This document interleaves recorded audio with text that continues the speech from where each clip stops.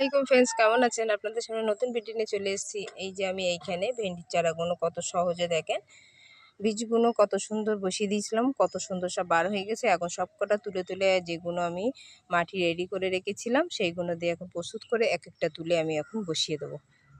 সমস্ত মাটি রেডি আছে আর এখানে যে ডয়রা করা প্রচুর ক্যালসিয়াম ডয়রা করাতে, এইগুলো আমি সমস্ত টপে কিছু কিছুতে দিয়ে দেবো। নিচে আলুর খোসা আছে, দিয়ে উপরে মাটি দিয়ে প্রস্তুত করে ভেন্ডির চারা আপনারা বসিয়ে দেবেন। অসুবিধে নেই, সমস্ত ভেন্ডির চারা আপনি ভেন্ডি পেয়ে যাবেন, ভেন্ডিতে আরও জোর হবে। এদিকে 3 জায়গায় রেডি করে রেখেছি কোকোপিট আর এই যে সবজি পচা খোলা, আর ওদিকে গোবর সার দিয়ে 3টে ড্রামে রেডি করে রেখেছি। খুব সহজে গাছ বসানো যায় আমার। সমস্ত পরপর সব ধাপে ধাপে সব বসিয়ে দেবো।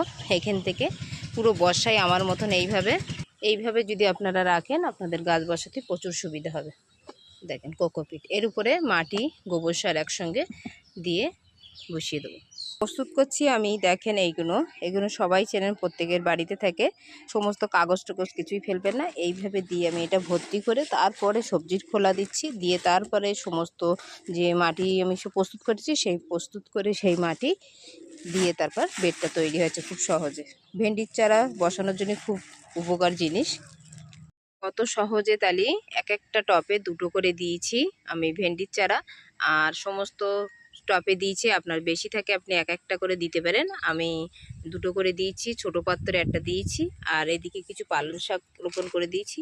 তা আজকের মতন এই পর্যন্ত থাকলো। ভালো লাগলে অবশ্যই এটা লাইক শেয়ার সাবস্ক্রাইব। ভালো থাকেন, সুস্থ থাকেন, আল্লাহ হাফেজ, টাটা।